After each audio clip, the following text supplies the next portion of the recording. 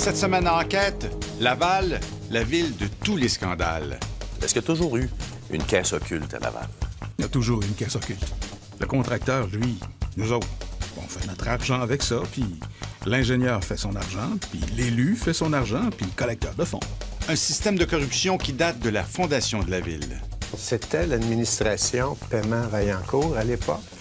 Et puis, il y avait eu des perquisitions, effectivement, chez monsieur le maire. Il n'y a pas de cachette là-dedans. Je l'ai dit à plusieurs reprises, nous finançons de façon traditionnelle tant et aussi longtemps qu'il n'y aura pas une loi qui nous dira comment se financer.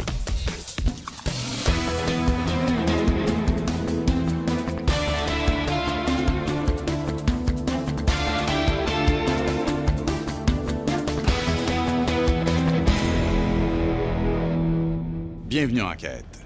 Les rumeurs de collusion et de corruption polluent le paysage politique à Laval depuis la création de la ville au milieu des années 60. Mais notre enquête va plus loin et révèle qu'un système de pots de vin aurait été mis en place pour corrompre les élus et obtenir des contrats. L'argent de cette caisse occulte aurait été par la suite déposé dans des paradis fiscaux. Aucun maire n'a encore été accusé à Laval, mais l'enquête en cours de l'Escouade Marteau et de l'Unité permanente anticorruption a forcé la démission de l'indétrônable Gilles Vaillancourt. Enquête sur une ville sous haute surveillance. Une forte odeur de collusion et de corruption flotte sur Laval depuis plus de 40 ans.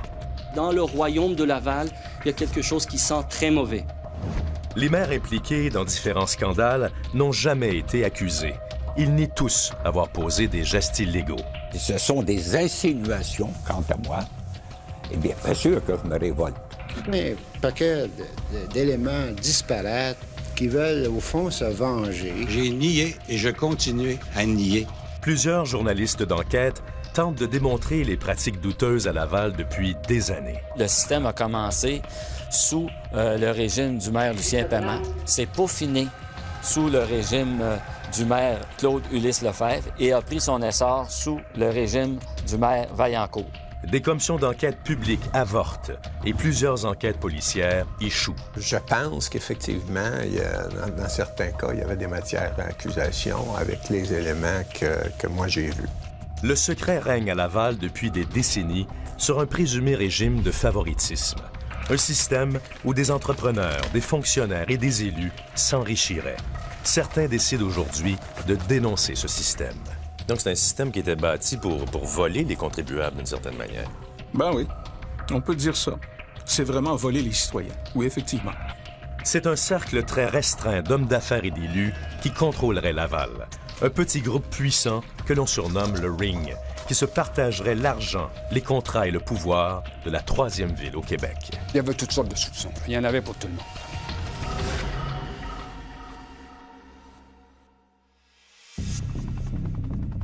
En 1965, les 14 municipalités de l'île Jésus fusionnent et deviennent Laval, un immense territoire à développer où habitent à l'époque moins de 200 000 personnes. Laval devient une mine d'or. Laval est un peu le paradis des promoteurs et des entrepreneurs en construction à cause de son développement. C'est une ville qui a connu probablement le plus grand développement dans les 30 dernières années. En 40 ans, la population double, mais cette croissance ouvre grande la porte à la collusion et à la corruption.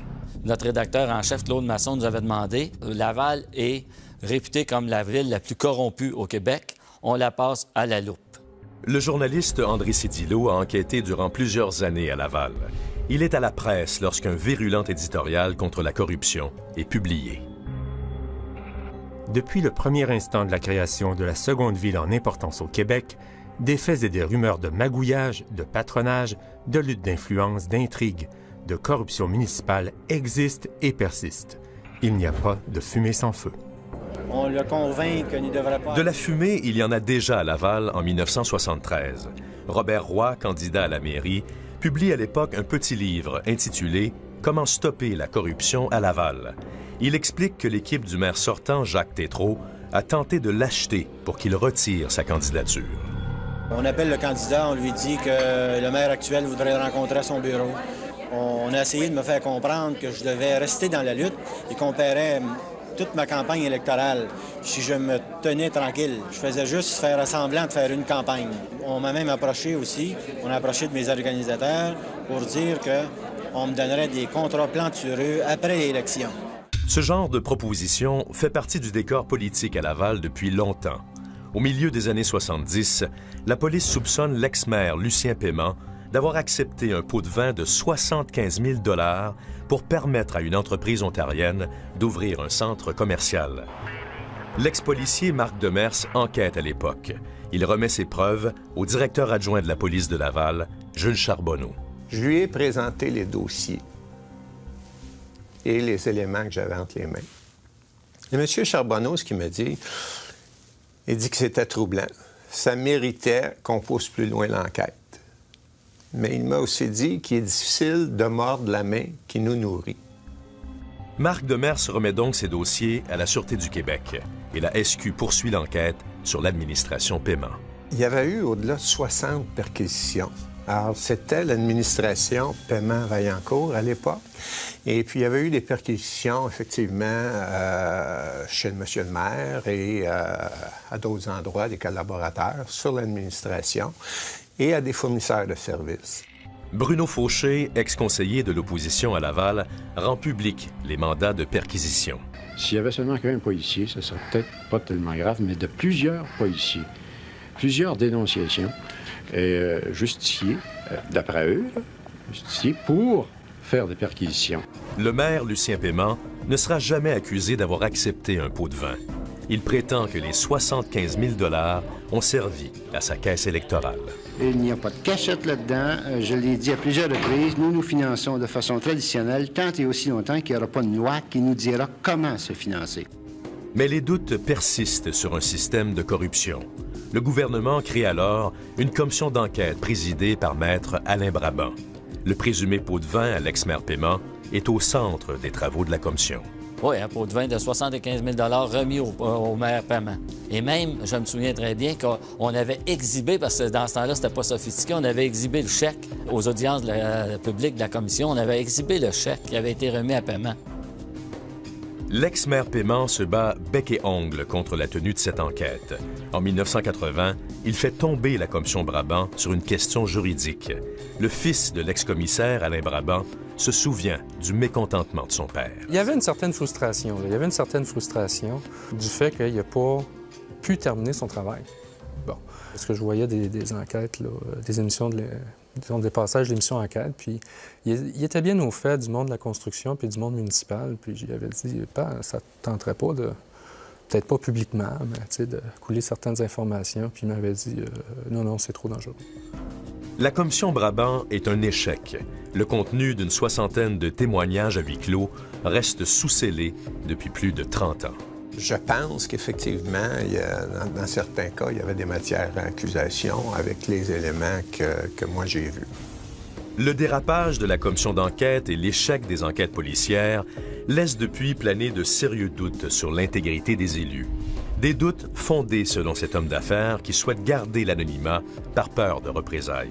Il dit avoir participé au système de corruption à Laval à l'époque de l'administration du maire Lefebvre au début des années 80. C'est sûr que ça prend un élu ou des élus qui sont au courant du système et ça prend aussi des fonctionnaires. Écoutez, ça peut pas non plus se faire sans les fonctionnaires. C'est pas la majorité des fonctionnaires, c'est pas la majorité des élus, puis c'est pas la majorité des hommes d'affaires. Alors c'est sûr que c'est un cercle fermé. Nous, on appelait ça le ring.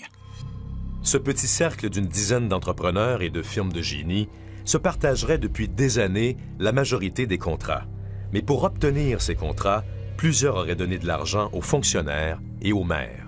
Oui, on donnait juste du comptant, c'est sûr. Puis à un moment donné, c'était aussi compliqué des fois d'arriver avec du comptant, mais on n'avait pas le choix. Fallait arriver avec du comptant. Ces propriétaires d'entreprises et de firmes de génie conseil contrôleraient d'une main de fer les appels d'offres. Ils soigneraient aussi leurs relations avec les élus. On recevait l'exécutif de la ville chez nous. On aimait ça, les recevoir. Les traiter bien. C'est sûr qu'on donnait des cadeaux de Noël. Bon, ça pouvait être des caisses de vin, ça pouvait être des toiles, ça pouvait être des coupons d'achat pour une bijouterie. Alors, tu sais, bon, ça, on traitait bien les élus. Mais c'est sûr qu'à un moment donné, le maire, c'était différent. On savait qu'il faisait partie de la caisse occulte. Alors, disons que on le traite un peu mieux.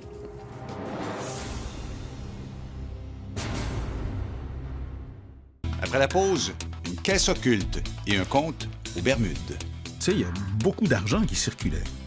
Tu sais, on peut parler même d'1 million, 1,5 million par année, là, qui se transigeait chez Jean-Louis Leceau. Alors, il y a un cercle fermé, puis c'est ça, personne ne parle de ça.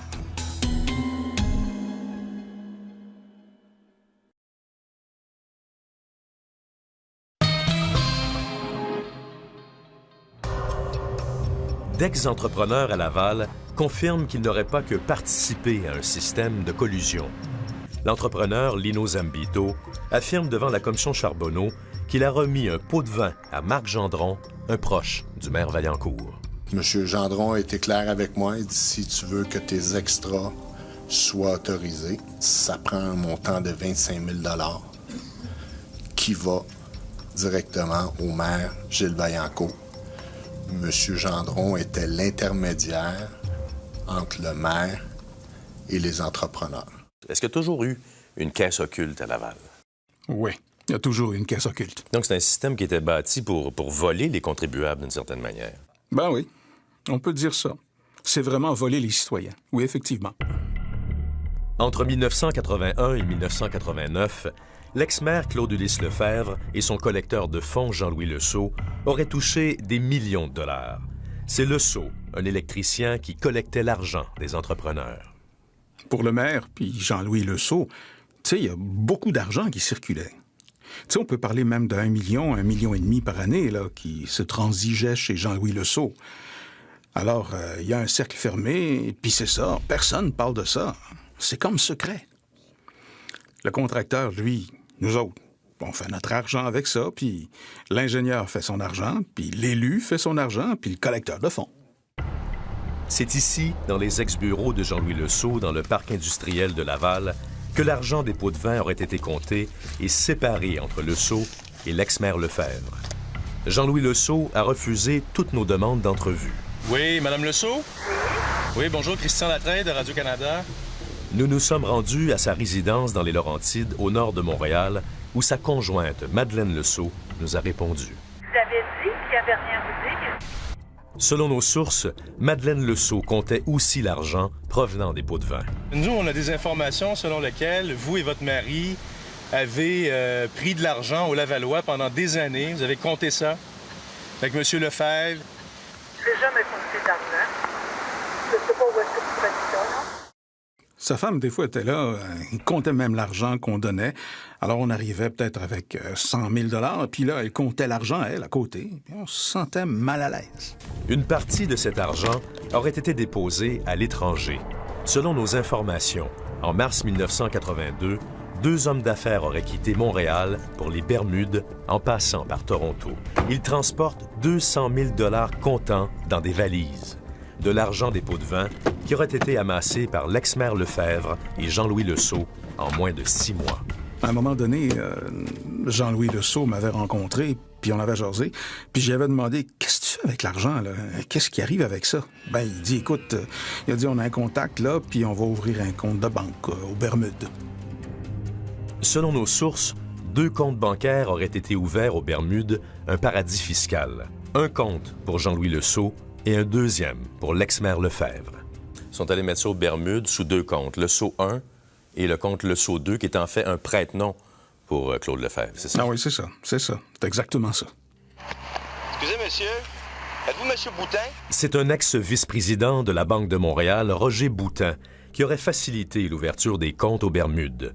Nous l'avons rencontré à Laval. Il avoue connaître Claude Lefebvre et Jean-Louis Leceau, mais nie avoir ouvert des comptes pour eux. Est-ce que ça se peut que vous ayez facilité l'ouverture des comptes là-bas pour M. Lefebvre et M. Leceau? Honnêtement, j'aurais même pas su comment le faire. Roger Boutin nie savoir comment transférer de l'argent dans des paradis fiscaux. Pourtant, selon un jugement de la Cour supérieure, Roger Boutin aurait facilité le transfert en secret pour un autre client de centaines de milliers de dollars dans une banque des îles Caïmans. Il a été congédié de la Banque de Montréal en 1991. Claude Ulysse Lefebvre a été maire de Laval durant 8 ans. Il nie avoir eu une caisse occulte et un compte aux Bermudes. Qui était le caissier? J'aimerais bien savoir. Monsieur Leceau. Monsieur Leceau était le caissier. Monsieur Leceau. Votre organisateur politique. Vous me surprenez beaucoup. Cet argent-là a été transporté dans des valises à Montréal jusqu'aux Bermudes. Ensuite de ça, il a été transféré en Suisse. Monsieur, c'est de la... Bon, écoutez, si vous avez les preuves, mettez-les là. Je veux dire, vous allez comprendre qu'à ce moment-là, je suis coupable de fraude.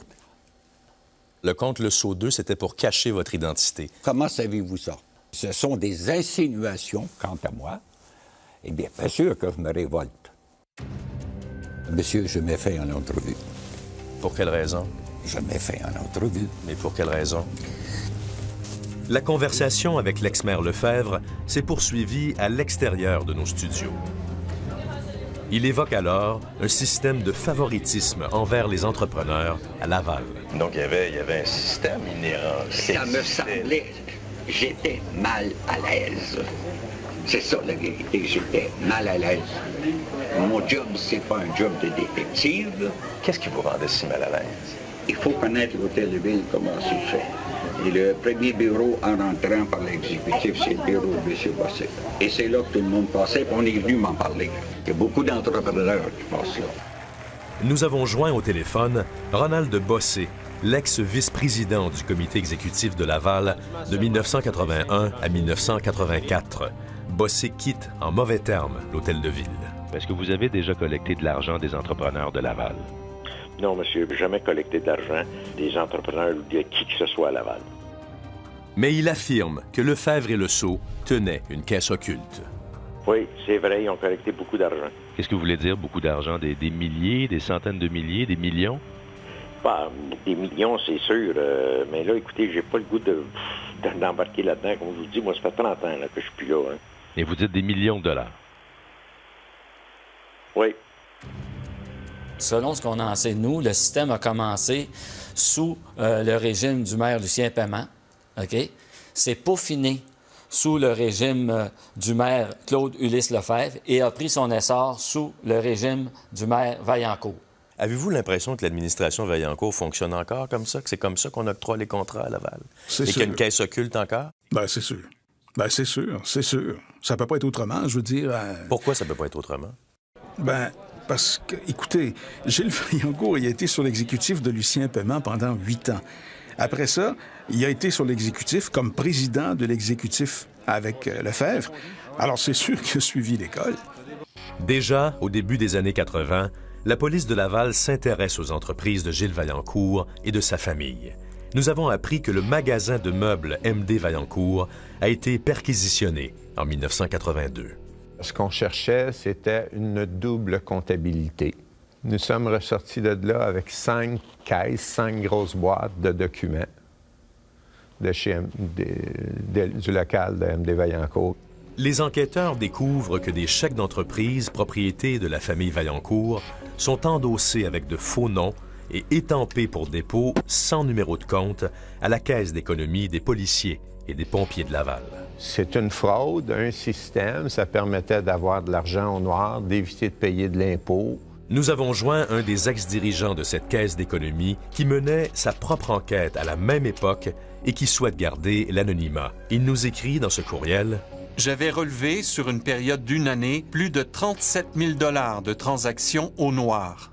C'est un système qui impliquait les gens de la compagnie, dont M. Vaillancourt. Pour moi, Jules Vaillancourt, à l'époque, était suspect. Mais l'enquête a été abandonnée, selon l'ex-policier Marc Demers, et aucune accusation n'a été portée. Au beau milieu d'une enquête pour fraude sur les Vaillancourt, on veut mute aux homicides. Effectivement. J'ai voulu garder le contrôle du dossier et on me l'a refusé. Les allégations de corruption et de mauvaise gestion poursuivent Gilles Vaillancourt depuis des décennies. En 1995, le gouvernement du Québec nomme un vérificateur à Laval. Il y en avait pour tout le monde. Là. Il y avait des soupçons au niveau du processus d'octroi des contrats. Il y avait des soupçons au niveau de à qui étaient octroyés ces contrats-là. Il y avait des soupçons sur la mécanique d'approbation des contrats à la Ville. Par exemple, l'ex-maire Vaillancourt a donné durant 4 ans le même contrat de détection de micros à l'Hôtel de Ville à un ex-organisateur politique. Le vérificateur, Jacques Martin, conclut qu'à Laval, il y a apparence de favoritisme dans l'octroi de certains contrats. Donc, est-ce que ça donnait l'impression que c'était un appel d'offres truqué? Presque. Presque. Pour ça que j'ai mentionné qu'il aurait fallu que ça aille un peu plus loin, mais moi... Plus loin, ça veut dire une enquête policière? Une enquête policière, oui. Oui. Cette enquête policière n'a jamais eu lieu. Mais la Sûreté du Québec aurait peut-être pu être capable d'avancer. Oui, c'est une hypothèse qui se soutient. Une hypothèse qui n'a pas été retenue par le gouvernement en 1995. Aujourd'hui, l'ex-ministre des Affaires municipales, qui a reçu le rapport Martin, admet que les doutes sur Laval n'ont jamais été dissipés. Il y a ce nuage là, qui qui flotte au-dessus de la ville de Laval, mais il n'y a jamais personne qui a été soit accusé, soit tenu responsable ou qui a été jugé coupable de ces situations-là. Un nuage si épais que même la Sûreté du Québec n'arrive pas à y voir clair au début des années 2000. Une autre enquête surnommée Bitume sur la collusion à Laval est arrêtée à la SQ, faute de preuves.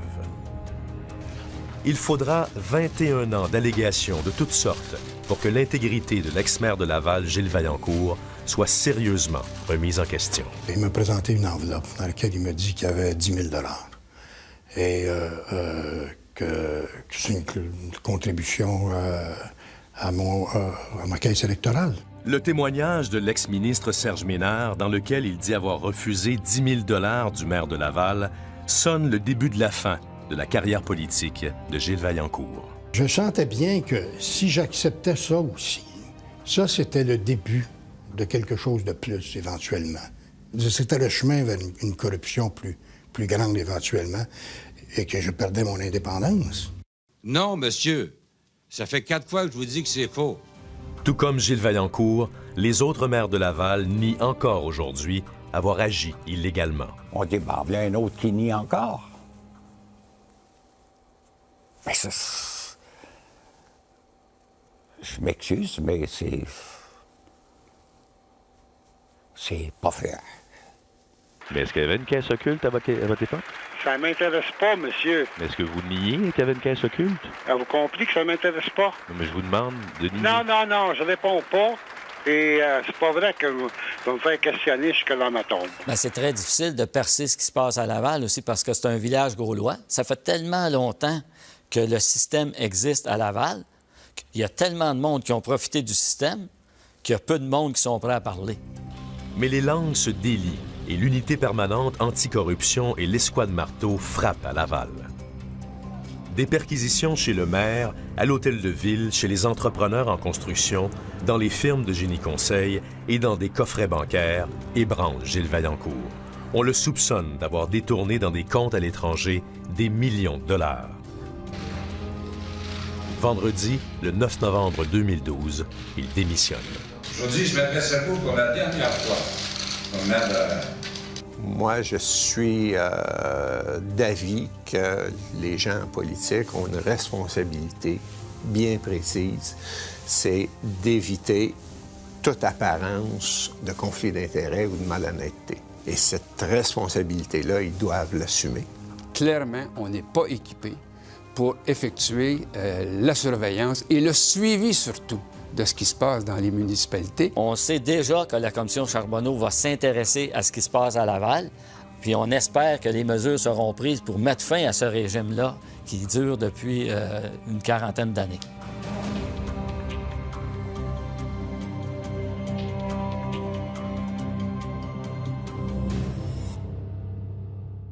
Après la pause, les méthodes de financement du parti de Gilles Vaillancourt. Ce qui arrivait avec l'argent comptant. Puis pour la transférer, il faisait faire des chèques.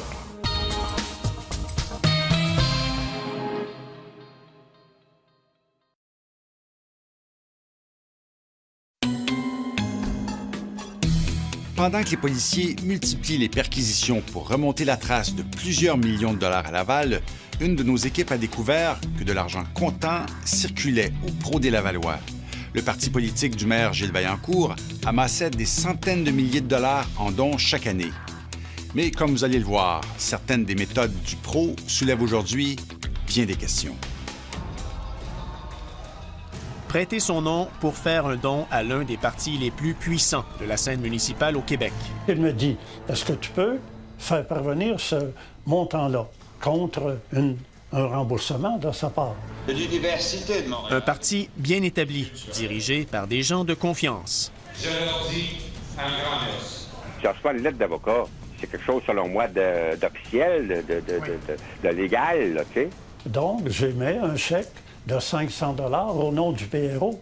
Ces deux documents sont un scénario de la commission d'une infraction. Le parti du maire Gilles Vaillancourt amassait des dons par centaines de milliers de dollars chaque année, mais certains s'interrogent aujourd'hui sur ces méthodes de financement. Il lui donnait de l'argent, puis on lui donnait un chèque pour le montant d'argent qui était donné. Aurais-tu 10 personnes qui feraient des chèques de 100 piastres? Tu sais? J'ai joué le rôle de prête-nom dans une cause que je n'aurais pas dû appuyer.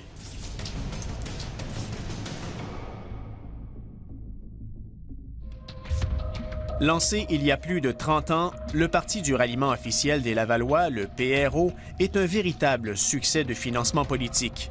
Les dons rentrent avec la régularité d'une horloge. Les gens d'affaires forment une grande partie des donateurs.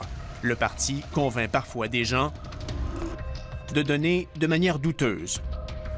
Réal Bélan est Lavallois de longue date. En 2009, il accepte d'aider un vieil ami, un entrepreneur qui vit à l'extérieur de Laval. Sachant que c'est une entreprise qui est familiale, qui est québécoise, qui n'est pas multinationale et qu'il se démène pour vivre et survivre, je dis pourquoi pas. Cet ami s'appelle Gérald Gagné. En mai 2009, il reçoit une lettre avec 2 billets à 250 $ chacun pour un cocktail de financement pour le pro des Lavallois, même si son entreprise est située à 150 km de Laval.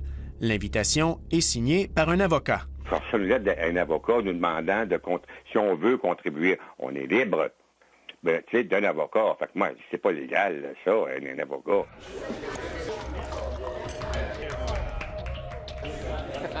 Cet événement est couru par plusieurs fournisseurs qui souhaitent tous entretenir de bonnes relations avec la ville de Laval. En recevant la lettre, M. Gagné croyait qu'il avait le droit de contribuer. Il envoie un chèque de sa compagnie, mais il avait oublié un détail. Le chèque nous revient en nous disant que, il faut être résident de Laval. Le chèque est accompagné d'une deuxième lettre du représentant officiel du PRO, Maître Jean Bertrand, qui lui rappelle de faire parvenir un chèque personnel émis par un électeur lavallois. C'est là que Gérald Gagné demande l'aide de son ami, Réal Bélan. Il me dit, peux-tu le faire parvenir à ton nom, j'entends, comme signataire, au nom du PRO lavallois, et je vais te rembourser en conséquence. Réal Bélan s'est donc exécuté, mais peu de temps après, il commence à se questionner. Quand, à la télévision et ailleurs, on revenait sur les élections municipales et qu'on avançait l'expression prête-nom, j'ai dit, tiens, j'ai joué le rôle de prête-nom sans le savoir. M. Bélan décide de se dénoncer lui-même. J'ai communiqué personnellement avec le DGE par courriel, m'incriminant. J'ai dit, je suis coupable. Dans cette affaire, le DGE a condamné seulement l'entreprise de Gérald Gagné à payer une amende de 638 $. Mais qu'en est-il du rôle du pro des Lavallois et des lettres envoyées par son représentant officiel? C'est clairement exposé quel est le but. La lettre, on ne peut pas blâmer son auteur de ne pas être transparent. Lui... Daniel Chénard est avocat spécialisé en droit municipal. Il disait à quelqu'un de l'extérieur de la ville qui n'avait pas la qualité d'électeur. Et là, on écrit une deuxième lettre qui est également une autre bourde parce qu'on dit à la personne « Trouvez des signataires qui sont des électeurs de la ville de Laval ». Donc, deux mauvais faux pas de suite par écrit. Impossible de savoir si le directeur général des élections a enquêté sur les façons de faire du représentant officiel du PRO. Impossible non plus de connaître son interprétation de la loi électorale dans ce dossier. On a refusé nos demandes d'entrevue. C'est clair que la cause ne serait pas difficile à établir au niveau de l'infraction. Donc, ça a été normal pour le DGE, selon vous, d'aller voir? Oui, j'espère qu'il est allé voir. Jean Bertrand, c'était le grand Manitou des finances du PRO depuis 1984. Il a été aux côtés de Gilles Vaillancourt comme agent officiel pour toutes ses victoires à la mairie. Vous receviez de l'argent, on parle de 1 000 $. Nos recherches sur le PRO des Lavallois nous ont permis de découvrir des pratiques encore plus troublantes d'usage de prête-noms au sein même du parti. Ils nous donnaient l'argent, puis on leur donnait un chèque pour le montant d'argent qui était donné. C'était qui, ça? Ça, c'était M. Bertrand. Cet homme, qui a accepté de nous parler à condition qu'on protège son identité, est un ancien militant du PRO. Il dit avoir déjà servi de prête-nom et avoir recruté lui-même des gens pour faire des chèques à partir d'argent comptant. C'était 5 000. 5 000 à chaque fois. 5 000 $ à chaque fois. On disait que de faire des chèques au nom du PRO des Lavallois équipe Vaillancourt, puis de rapporter les chèques quand on pouvait. Une autre personne à qui nous avons parlé implique également Jean Bertrand. Nous avons aussi tenté de contacter plusieurs anciens conseillers municipaux du PRO. Ceux qui nous ont parlé ont nié avoir déjà participé au stratagème.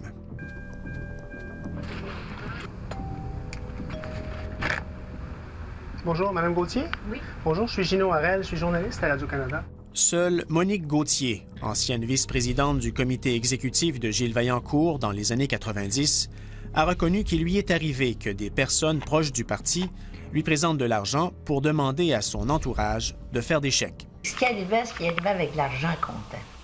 Puis pour la transférer, il faisait faire des chèques. Madame Gauthier ne savait pas qu'une caméra captait cette conversation. Elle a refusé de nous accorder une entrevue. Étant donné son rôle important au sein de l'administration Vaillancourt à l'époque, nous avons jugé d'intérêt public d'en diffuser des extraits. Madame Gauthier explique qu'elle demandait à des gens de confiance de lui faire des chèques. Peux-tu me faire un chèque de 100 pièces au nom du PRO? Ce scénario se reproduisait à plusieurs reprises. Ça répétait à tous les ans. Tous les ans? Oui. Je pense que oui. Je pense que oui, au moins 3 ou 4 fois, au moins. Vous devenez un prête-nom? Ah oui, aujourd'hui, on en prend conscience. C'est illégal? Oui. Est-ce qu'il y a quelqu'un qui vous l'expliquait, ça? Est-ce que quelqu'un vous disait que c'était illégal? Non. Est-ce qu'il vous disait que c'était normal, quoi? Oh, ils n'ont jamais dit que c'était anormal, là. Non. Je me rends compte qu'aujourd'hui, c'est pas des affaires qu'on fait, là. Que d'autrefois, on le faisait. Jamais personne qui m'a dit que c'était pas correct. Je voyais pas personne. Dans ceux qui ont fait ça, il n'y a personne de vraiment malhonnête, c'est... Fait que c'était une inconscience qu'il y avait, puis on embarquait là-dedans.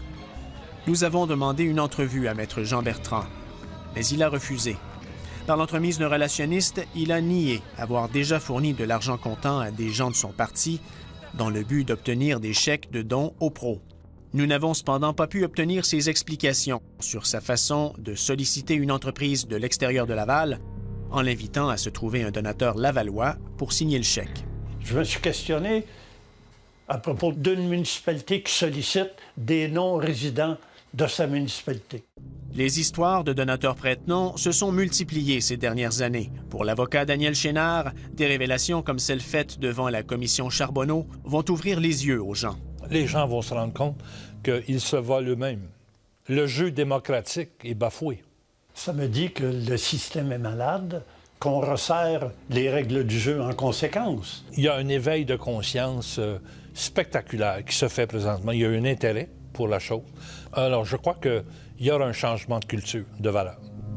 Visiblement, ce message commence à se répandre. Aujourd'hui, si j'étais là, avec l'expérience que j'ai, ça se passerait pas de même. Aujourd'hui qu'on est conscientisé sur ça, là, il n'y en a pas un qui ferait ça. Peut-être que le petit pas que je pose pourrait contribuer, sans m'illusionner, pour tenter d'améliorer quelque chose dans le système.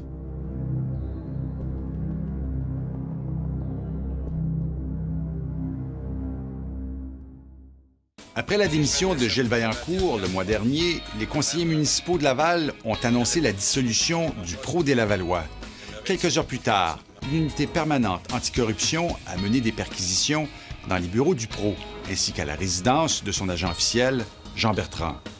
Aujourd'hui, les conseillers municipaux lavallois siègent tous comme indépendants.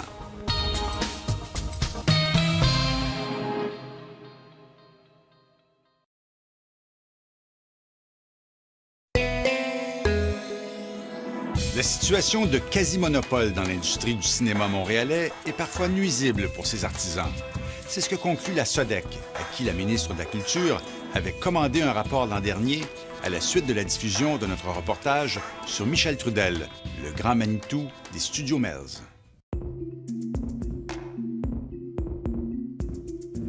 Il peut dire au directeur de production de toute la province, « Regardez, c'est avec moi, vous travaillez ou vous travaillez pas. » L'an dernier, plusieurs artisans ont dénoncé l'emprise du plus gros locataire d'équipements cinématographiques au Québec, Location Michel Trudel. Location Michel Trudel, bonjour.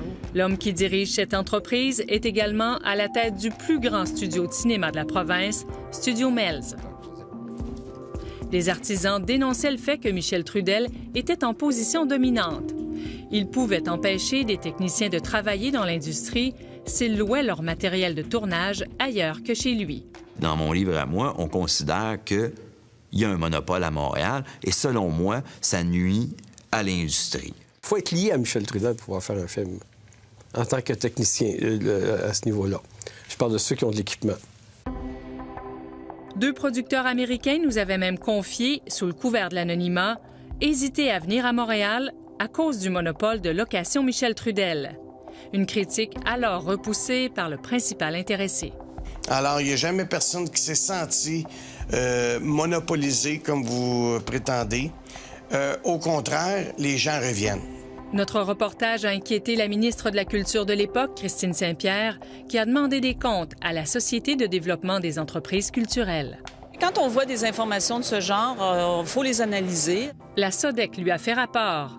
Elle conclut que les mécanismes de contrôle des productions cinématographiques sont adéquats, mais il y a une situation de quasi-monopole qui a parfois des effets négatifs sur les artisans et auprès des majors américains.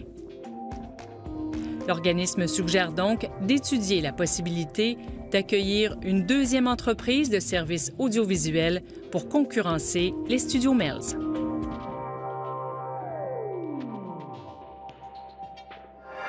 Nous vous avons parlé en mars dernier de diplômes à vendre sur le web. Nous avons révélé l'existence de milliers de pseudo-écoles qui offrent des diplômes universitaires sans être reconnus par aucune autorité. Ce marché mondial rapporterait plusieurs centaines de millions de dollars par année. Or, il y a du nouveau. D'importantes poursuites judiciaires ont été intentées contre certaines de ces compagnies. Retour sur enquête. Il y aurait sur Internet 6 000 usines à diplômes, dont 90 basées au Canada. Elles offrent de l'enseignement et des diplômes universitaires, collégiales et secondaires, sans être reconnues officiellement. Depuis notre reportage, Belford University et Belford High School ont été condamnés en août dernier par la Cour fédérale américaine à verser près de 23 millions de dollars à plus de 30 000 Américains fraudés. On apprend que le propriétaire de Belford University, Salem Qureshi, opérait à partir du Pakistan. Malgré sa condamnation, il n'a pas encore versé un sou aux victimes. D'autre part, nous avions découvert au centre-ville de Montréal le Management Institute of Canada. Il ne s'agit pas d'une usine à diplômes, puisque ces diplômes sont reconnus en Louisiane. Mais ils ne le sont pas au Canada. Malgré de nombreux avertissements du ministère de l'Éducation du Québec, le Management Institute of Canada offrait des cours universitaires à distance sans autorisation. Le directeur, Alain Oudashtian, nous avait alors répondu que le ministère de l'Éducation tolérait la situation. Ils ont dit, tant que le diplôme s'est délivré ailleurs, on vous permet d'exister. On vous tolère. On vous tolère. Depuis la diffusion de notre reportage, le Management Institute of Canada a modifié son site Web et n'offre plus de programme universitaire. Il ne ferait plus que recruter des étudiants québécois pour l'université américaine fondée par Alain Oudashtian, la Delta International University. Georges Mamelonnet, l'ancien député du comté de Gaspé, qui a été défait aux dernières élections, a été blâmé par le ministère des Affaires municipales. Sa gestion de la ville de Percé, du temps où il était maire, était au cœur des plaintes des citoyens. Nous en avions parlé dans un reportage diffusé l'an dernier. Georges Mamelonnet a été maire de Percé de 2003 à 2008. Pendant ce temps, il était également président du Club nautique de Percé, un club de plongée sous-marine à but non lucratif. Cette juxtaposition des rôles était problématique, selon Mario Cloutier, qui était conseiller municipal à l'époque. Pour moi, là, je trouvais qu'il était en conflit d'intérêts parce qu'il ne pouvait pas se séparer de ses deux fonctions. Le Club nautique de Percé, présidé par Georges Mamelonnet, entretenait des relations d'affaires avec plusieurs commerces appartenant à Georges Mamelonnet. Un restaurant, une compagnie de réparation de bateaux et des chalets à louer. Des citoyens ont dénoncé la situation. Il y avait un retour d'ascenseur envers lui-même. Le Club nautique, qui est un OSBL, dont M. Mamelonnet est président, l'amenait directement dans ses commerces. Au cœur de la controverse examinée par le ministère des Affaires municipales, les taxes foncières du Club nautique. Pendant des années, c'est le gouvernement qui les a payées. En 2007, il s'aperçoit que c'était une erreur et demande à la ville de Percé de le rembourser.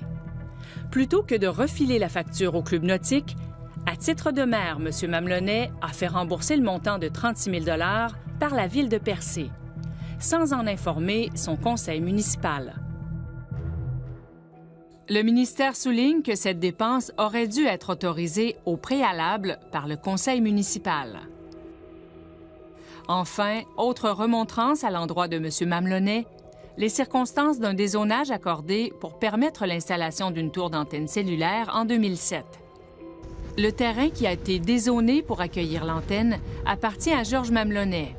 Et ça, il ne l'avait pas déclaré au conseil municipal au moment des délibérations sur le sujet. Le ministère indique qu'il aurait dû faire preuve de prudence et déclarer ses intérêts financiers, puisque TELUS lui paie un loyer annuel pour la location de son terrain. Troisième reproche du ministère des Affaires municipales, M. Mamelonnet possède certains immeubles, il doit les déclarer en vertu de la loi. Mais entre 2003 et 2006, ces déclarations d'intérêts étaient incomplètes. Enfin, M. Mamelonnet ne pêche plus l'oursin pour approvisionner son restaurant. Depuis qu'il a été accusé d'avoir pêché illégalement sans permis, il a plaidé coupable et payé une amende.